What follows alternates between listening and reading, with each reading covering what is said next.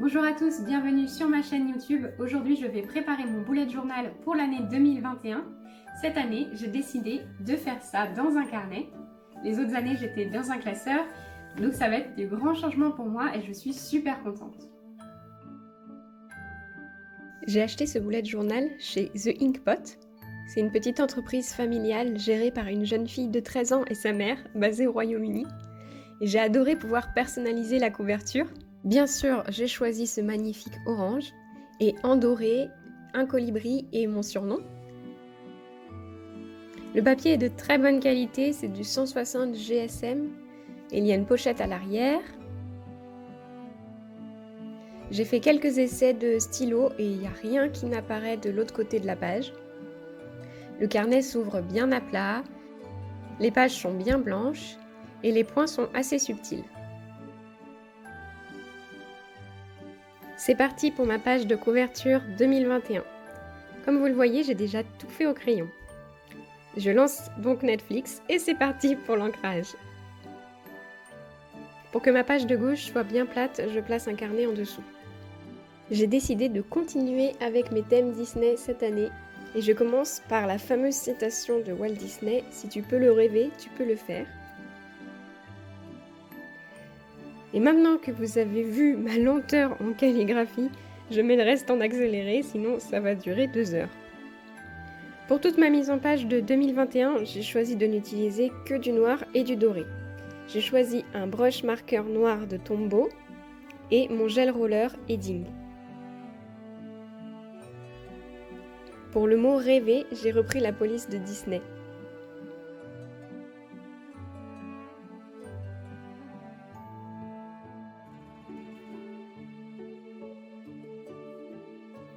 J'ajoute ensuite quelques étoiles pour mettre un peu de magie. Je m'attaque maintenant au château que l'on voit au début des films Disney. Il s'agit du château de la princesse Aurore.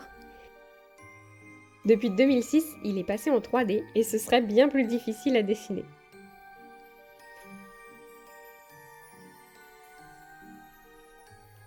Les points sont vraiment pratiques pour ce dessin en particulier.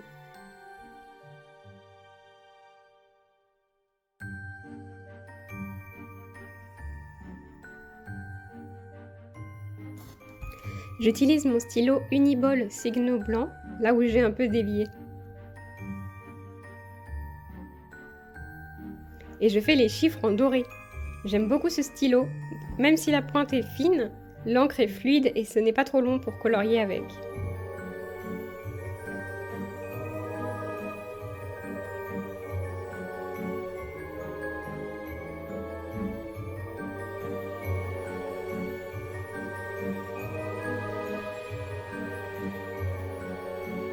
Ensuite, j'efface les traces de crayon. Le rêver n'était pas assez sec, donc ça a bavé un peu, mais avec l'aide de mon stylo blanc, ce n'est plus la cata. Pour l'autre page, j'utilise la petite gomme de mon crayon mécanique pour gommer autour du doré. C'est moins risqué. Et voilà ma page de couverture 2021. Je place une feuille entre les deux pages parce que j'ai peur que ce ne soit pas encore bien sec. On passe maintenant à ma double page de souvenirs 2021. J'ai utilisé cette cartonnette comme gabarit pour dessiner les contours de Polaroid et je placerai une photo souvenir pour chaque mois de l'année. Je choisis mon Micron 0.8 pour cette page.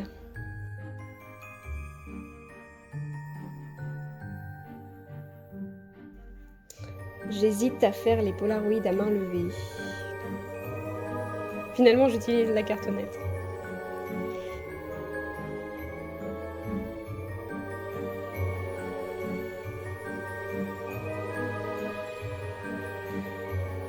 J'écris les noms des mois avec mon Micron 0.5 cette fois.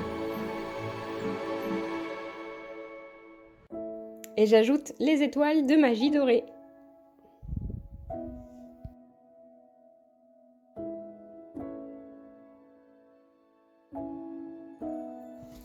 Ma page suivante est pour ma collection de DVD et mes thèmes de bullet journal Disney. Comme je suis bien trop flemmarde pour écrire tous les titres de films, j'ai fait ma liste sur Excel en ajoutant une colonne indiquant si j'ai le DVD et une colonne avec le mois pour lequel j'ai choisi le film comme thème de bullet journal. Les croix sont déjà inscrites parce qu'en fait, j'ai modifié un fichier que j'avais déjà fait pour le partager avec ceux qui veulent m'offrir des DVD. Peut-être qu'après Noël, je vais pouvoir cocher de nouvelles cases. J'utilise mon dérouleur de colle repositionnable pour coller les tableaux. Et c'est le moment de parcourir mes anciens bougeots pour remplir ma colonne de thème. Nous avons donc Hercule, la Reine des Neiges, Vaiana, puis Réponse, Mille et une pattes, Toy Story, Le Roi Lion, Lilo et Stitch, Monstres et compagnie,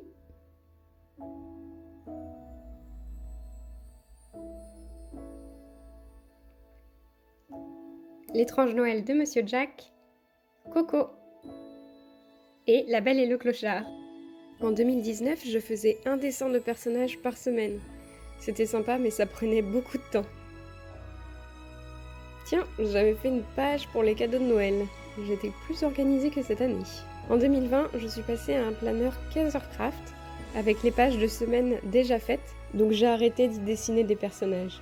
Les 101 Dalmatiens, La Reine des Neiges 2, Vice Versa, Blanche-Neige, En avant, Le Monde de Nemo,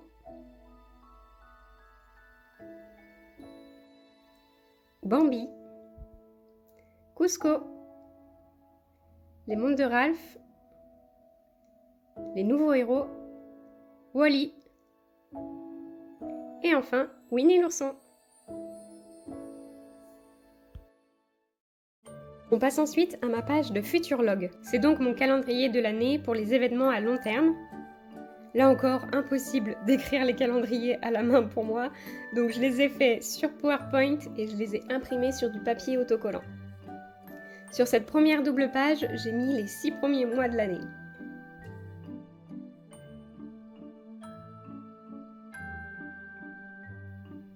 Il fallait bien une petite tête de Mickey quelque part.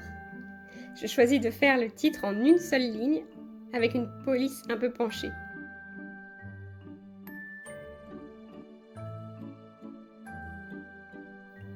Et je fais pareil pour les noms des mois. Comme ça, les titres sont aussi les séparateurs des mois. Pour marquer les calendriers un peu mieux, j'ai voulu les encadrer, puis j'ai changé d'avis pour faire seulement des ombres à droite et en bas des calendriers. Je fais ensuite la même chose pour la partie 2. Pour marquer encore les calendriers, je viendrai colorer les en-têtes de chaque calendrier avec la couleur choisie pour le thème du mois. Comme ça, ces pages seront très colorées. La page suivante correspond à mes découvertes et accomplissements de l'année. Je vais y noter les films, séries et livres que j'ai aimés, les lettres que j'ai écrites et reçues, et aussi mes grands projets créatifs de l'année. Trop fun, j'étais pas sûre que ça fonctionne le claquement de doigts.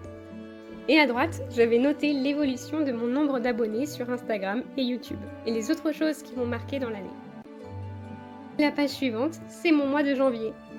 Donc abonnez-vous et activez les notifications pour ne pas louper ma vidéo de mise en place du premier mois de l'année. Voilà ma mise en page terminée. Je trouve que mes pages sont cohérentes et décorées subtilement. La qualité du papier fait que le rendu est vraiment propre. J'ai choisi de ne pas faire la page classique de mes grands objectifs de l'année parce que ce n'est pas mon truc. Je me sers de mon bullet journal pour m'organiser et surtout pour garder des souvenirs, mais pas vraiment pour le développement personnel.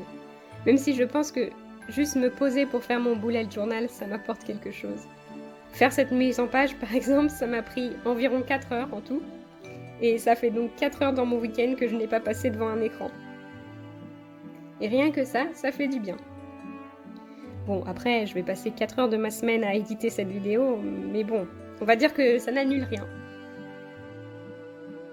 Et voilà pour la mise en place de mon bullet journal 2021. Je suis super contente du résultat. J'espère que ça vous a plu également. J'espère que vous êtes inspirés pour vous lancer dans le bullet journal. Je vous souhaite de très bonnes fêtes de fin d'année, une très bonne semaine et à bientôt!